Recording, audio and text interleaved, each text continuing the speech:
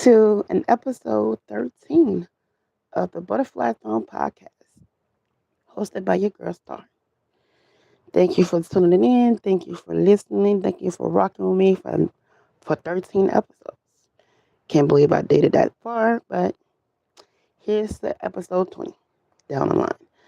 Um, but yeah, welcome back to the Butterfly Throne podcast. Um, the discussion today is basically SummerSlam recap. We're gonna talk about uh, night one and night two of SummerSlam. Um, this might be a brief um, podcast episode. Who knows how it goes? It is what it is. But nevertheless, let's get right into it. You know what I mean? So um, let's start off with night one. Night one started off with, I believe, the Liv versus Io. Honestly, I like Io, but I know she wasn't gonna win.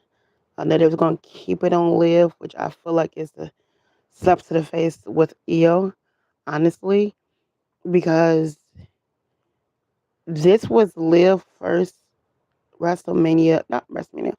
This was Liv's first title defense since she won it at WrestleMania, and I feel like people always talk shit about other companies not defending their titles, and I feel like for Liv to win it at WrestleMania, and her first title defense was at SummerSlam, and you had 34 months in between that she could have easily defended, and they didn't. I feel like it's a slap in the face, and honestly. But nevertheless, she did win. Liv won between her and Io. Um, this is not in order, so I'm just gonna say, trying to remember based off memory. Um, I'm gonna go with Trick Williams versus Bomb Ass Corbin. Yes, his name is Bomb Ass Corbin. Um, honestly, I feel like this is also a slap in the face to Mello, considering that Baron Corbin, when he came back, he took out Mello and Trick in order to send a message. However, they only focused on fucking Baron Corbin and Trick Williams, which I think is a slap in the face because I don't know if who's been in the background setting this shit up. I don't know what they got against Mello. I don't know. Probably Michael Hayes. Who knows? But still, it's a slap in the face to not only not have Carmelo in WrestleMania, but you didn't have him in none of the matches in between. And the only time he ever got his rematch, supposedly to face Trick, was during that SmackDown that Barry Corbin made his return. And I feel like it's a slap in the face because then somebody said on the live earlier that, this is Nick Aldis' way to making up to Gunther of interfering in the match that cost him to be the number one contender. And that's the case, then this should have been a triple threat match with Mello in it because literally Trick literally was the reason why Mello lost his title to begin with. And I feel like if you're gonna use that assumption, why not have it a triple threat match for the United States champion? Make it a fair game. Now, somebody gonna say, so well, maybe it's just the chance that Mello might get it off of Corbin. Not if they plan on making Corbin have a legit run. They're not gonna do that. Honestly, I feel like they're gonna do a rematch clause for Trick somewhere down the line that they end up facing again. Who knows? Maybe by SummerSlam, Money in the Bank. Who knows? But I digress. I feel like this is another slip opportunity for Mello. Um, next you have the six women's tag team, which of the Do Nothing Bellas and Paige versus Fatal Influence. Um, honestly, I knew that Fatal Influence was gonna win. Honestly, I really don't give two shits about the Bella and them winning to begin with. At this point, um, the Fatal Influence picked up the win, and then at the end, you had both Nikki and Brie Bella turning on Paige, which I feel like Paige didn't really need them anyways. So maybe this is a good thing, but let's be honest, now ain't nobody really interested in the Bella's heel turn. I mean, come on, but I digress. But you know that this is not going to last long when it comes to the Bella. I know it's not going to last long when it comes to the Bellas. I feel like they only using WWE as a platform to do their side podcast and however or to stay relevant, and then on Nikki part to pay alimony, but whatever. Um, but yeah, it is what it is. Um, let's see. Then there was the Oba versus um Brock match. Honestly, I enjoyed this match. Um, I feel like this was a battle of two beasts. I don't know if I said that right, but still, the battle of two beasts, where the past meets the future, and this is for like the hopefully the last time, because I don't need a part four at all.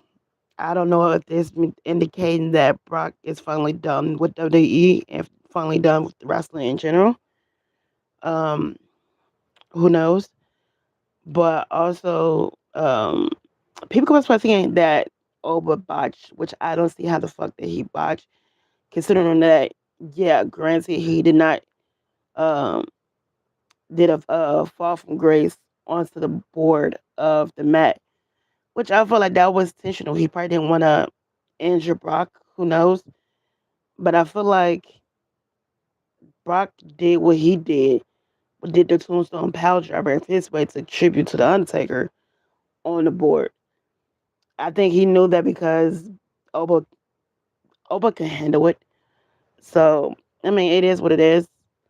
But I just hope that since this situation is over with, that they don't find a way to fumble the opportunity for Oba to go out of one of the championships, whether it's Roman Reigns or whether it's CM Punk, and or make him go for a mid card title as a way, because that company don't have no good track record of how they booking the winners of certain events, meaning like the Elimination Chamber, the Royal Rumble, and whatever, or Money in the Bank situation. I mean, let's be honest, and I really don't care. Um, then you have the Nick Aldis versus Gunther match. Honestly, I kind of was kind of rooting for Nick Aldis to win. I mean, I don't know much about him outside of the WWE. I might have to look into that at some point. But I was kind of more to see how much he can give Gunther a go. You know what I mean? I was hoping, yeah, I know he has like a little ring rust. I know he was a wrestler before he came a general manager on SmackDown. But I was hoping that, he at least put up a good match with Gunther, at least give Gunther a run from his money, knowing that Gunther was going to win at the end. But yeah, um, Gunther was an asshole at that point because he was in Mickey James' face, taunting her and her son, mostly her, about what he's doing to her husband. But nevertheless, um, yeah.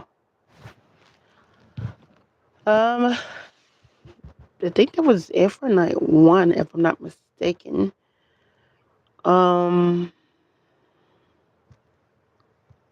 then you had we're gonna talk about uh the six men's uh, tag team with the Usos and Jacob Fatu versus Royski, Solo Sikoa, and LA Knight.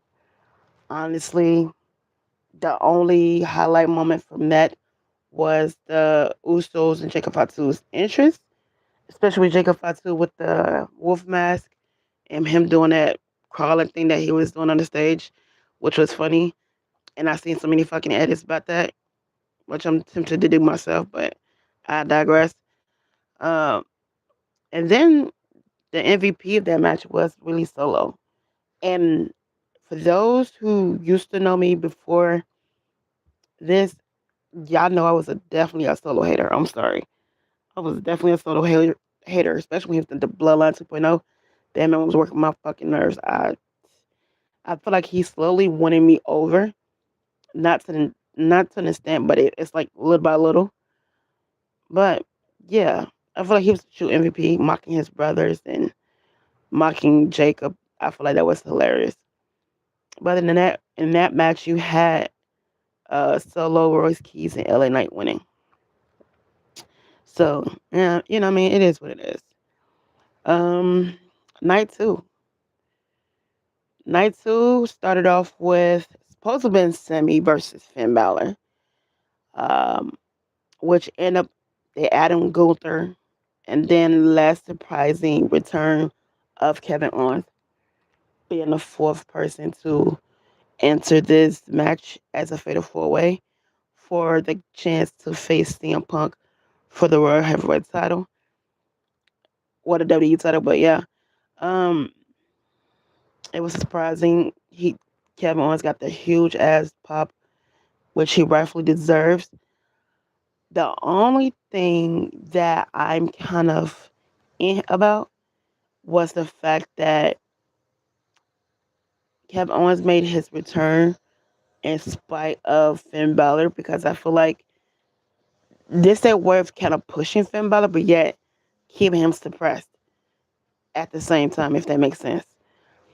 Uh, However, I'm glad that he won as far as Kevin Owens and to face him and CM Punk because I know that promo is going to be lit word for word because they both are good trash talker, good on the mic, and have no problems calling each other out on the bullshit. So I feel like, especially now that Kevin Owens been out for dinner almost a year, some change, that he been watching what's going on.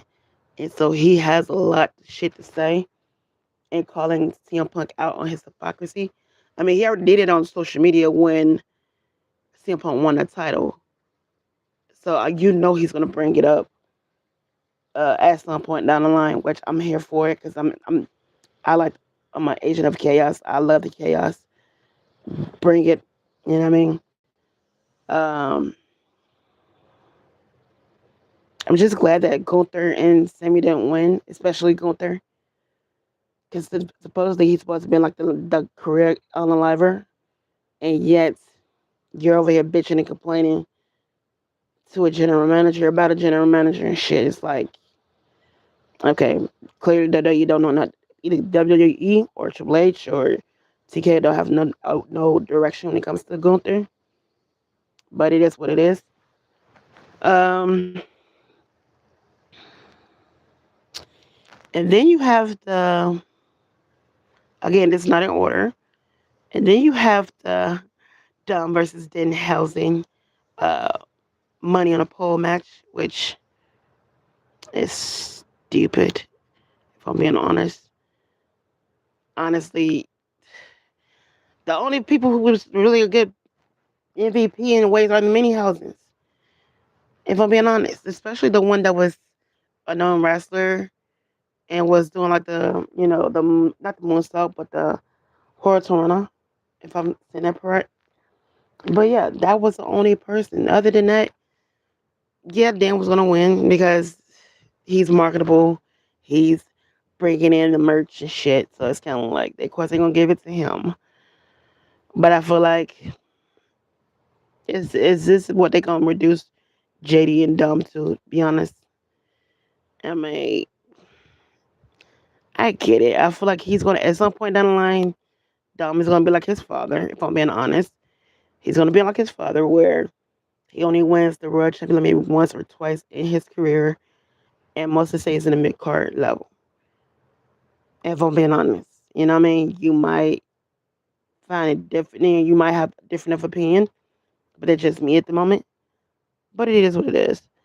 Um, but yeah, that match I really didn't really care for. Honestly, I kept walking or tuning in and out of that one. Um, and then you have the women's ladder match, which you had Charlotte Flair versus Jade Cargill versus Tacky Time, aka Tiffany Time, Tiffany Stratton, Chelsea Green, and Lash Legend. It was a decent match. Yeah, you had like a few little um, fumble moments that maybe look at them differently, and well, not look at them differently, but made me side at them in certain ways, especially when it came to stopping somebody from getting on top of the ladder or from climbing to the top. And there's I don't know if it was a moment between Tiffany and Chelsea where it's like they're watching each other, and it's like so you're just gonna let her keep climbing up, and then you're not gonna do nothing about it. It's kind of like the delayed response, if that makes sense. But yeah, um, the match, it is what it is. Uh, but surprisingly, the only people I was rooting for out of this match was Lash Legend and Chelsea Green. I think I would have had a mini crash out if Tiffany or Charlotte would have won, if I'm being honest, because those are two people who don't need it, considering that you literally have a current United States champion in this match that's not being defended, and yet she's in this. It's kind of like the irrelevancy to Liv being in Queen of the Ring. It's like, why? But I digress. Because you have other women that you could easily put into this match. You could even have fucking Sol Ruka in this match. Or somebody from Raw, you know what I mean? That you could have switched over or bring somebody from the NXT. I mean, that was just me personally how I would put it, but I digress. Um,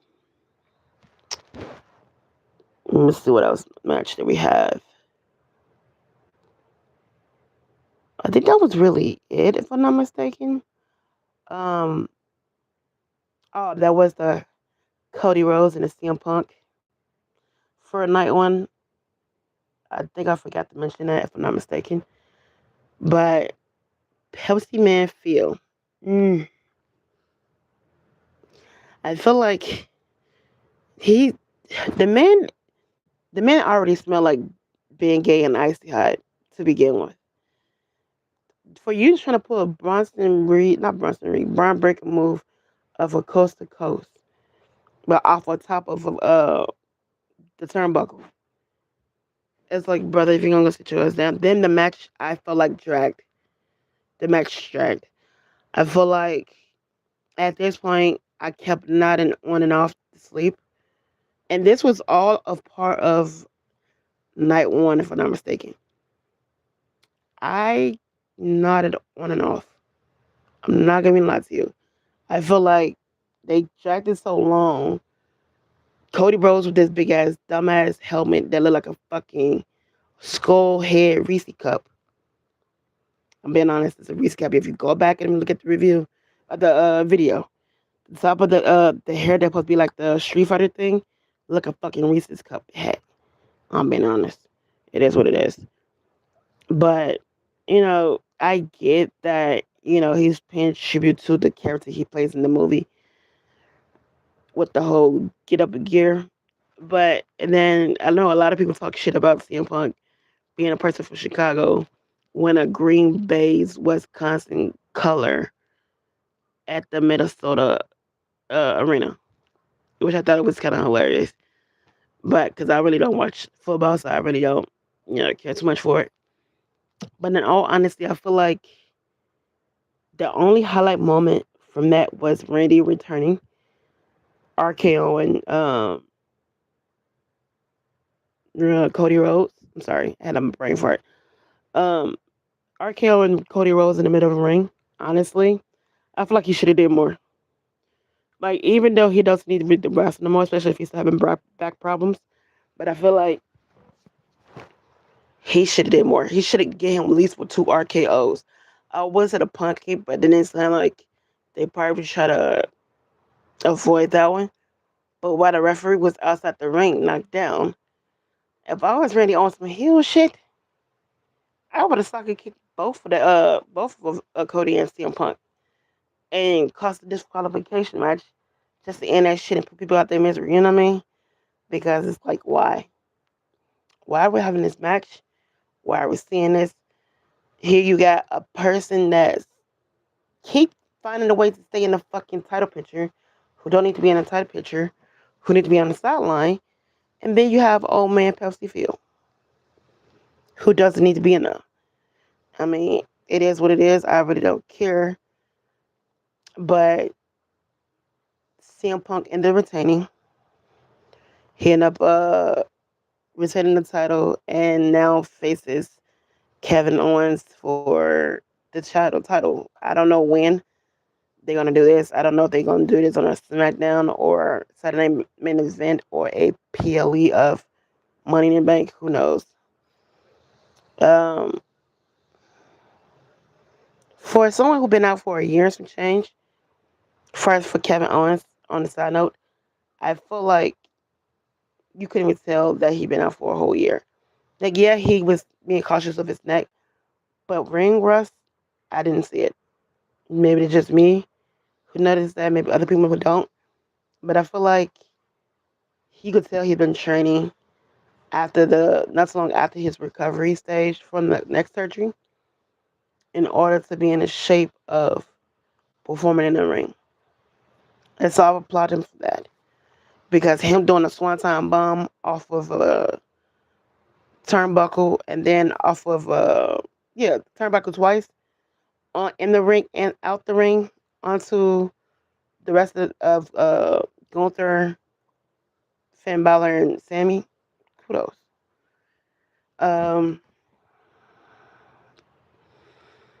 trying to see one more match.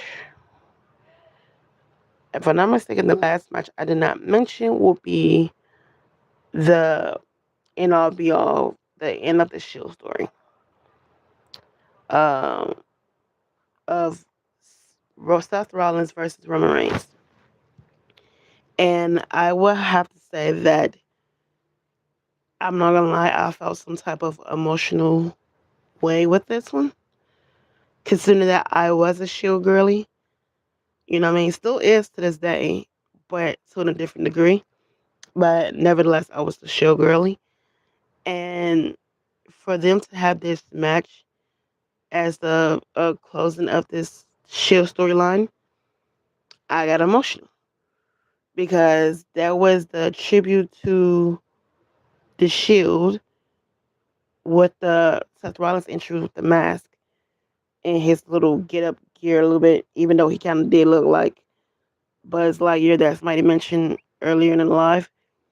But nevertheless, I feel like, you know, you could tell Roman and stuff put time into this match, that they wanted full control of this match. And it tells because this was one of their best match, in my opinion.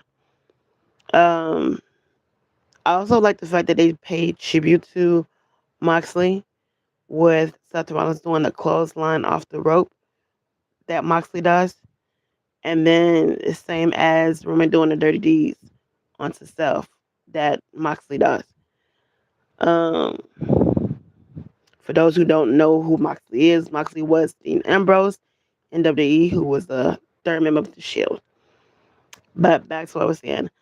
But the only person that would piss me off during that whole segment was fucking Michael Cole. Because during the whole fucking match, you kept seeing Dean Ambrose, and then eventually you keep calling him the third member. And it's kind of like, y'all, WWE owns the name of Dean Ambrose. Why not just say fucking Dean Ambrose? And then you made the cheap jab of, these only two who stayed and never left bullshit. And it's kind of like, I don't know if he's seeing that mentally for himself or they telling him to say that. But either way, you sound like a fucking jealous ass bitch of an ex who keep bringing up somebody who has nothing to do with the conversation. I mean, yes and no, but no one is particularly much. And it's kind of like it pisses me off that you do cheap shots, but then you take ideas that you see from the place that he's at and trying to incorporate to yourself. It's kind of like you're obsessed with me without being obsessed with me. If that makes sense. And it's fucking annoying, honestly. And then besides that, on the outside, when it comes to the fans thing, it kind of pissed me off as well. With the fans wishing that Moxley would pop up. Mind you, this man is literally in an AEW contract and doesn't get renewed until next year. Or, you know what I mean? Like the contract don't end until next year. But the man literally said in multiple interviews that he would not come back to the WWE, despite the whole story of the bloodline thing. And I feel like this way, them tripping into Moxley, being like, they're still cool and tight with each other. They still talk to each other outside of WWE. Outside of WWE, they still friends among each other. I mean, Seth even mentioned it a while back in an interview that his daughter and Moxley's daughter still have play dates. That he keeps in contact with Renee and stuff like that. So I feel like when it comes to the Shield members in general, whether they're in the same company or not, I feel like they still on good terms. I feel like I just enjoy the fact that they paid tribute to him, as you know, even though WWE doesn't acknowledge you, doesn't mean we're not gonna acknowledge you. And I feel like them at the end where Roman decides to, you know, trying to bear the hazard of um sticking his fist out for Seth to do it the same thing. Sorry, for Seth to do the same thing of, let's bury the hatchet. We did what we did. We ended the story. You know what I mean? I think a lot of people was kind of upset that he did not bash Seth in the back of in his back with the chair. And I feel like when he didn't, that's him not letting that anger, that hatred, or that grudge from that chair shot that destroyed the relationship have any control of him anymore. I think this is him deciding to be the bigger person and decided to be like, I'm not gonna hold on to this hate towards you anymore. Now I know that on Monday Night Raw that they gonna at some point, LA, whether it's LA Knight or Open Fame, is gonna be like, oh, so you and Seth Rollins are not cool. You did your little shield fist bump, and at this point, I already know what's coming. And it is even not even that. It's probably like the bloodline members uh talking about that, but it is what it is. Um, but Roman ended up beating Seth Rollins because he never beat Seth Rollins one-on-one on live TV doing a PLE for the title. And I feel like this is his win and be like, you don't have that control over me no more. That I finally won one over you and you don't have this power over me, seeing that you're the architect of what I am. You no longer have that power. And so I commend them for putting on a good performance, even though they both was counting each other's spears and cursed up and giving each other finisher. Um, Also putting each other through a shield bomb, power bomb through the table, and then fighting inside the ring. It was a hell of a good match. Honestly, that was saved night two for the most part. But in WrestleMania in general was decent. Night one, I kind of rate that as a fucking 3 because honestly, and when I say 3, that means out of 10, the rate of 10, I gave it a fucking 3. Being honest, it didn't really catch my attention. It was kind of boring. And it was like, could have been better. That was basically, night one's basically a Monday Night Raw or SmackDown. Minus less ads. Let's be honest. Night two for me was a 7. I will give a 7. And if I'm doing it based off the Seth Rollins and Roman Reigns thing alone, then it'd be definitely 7.5. That's just me.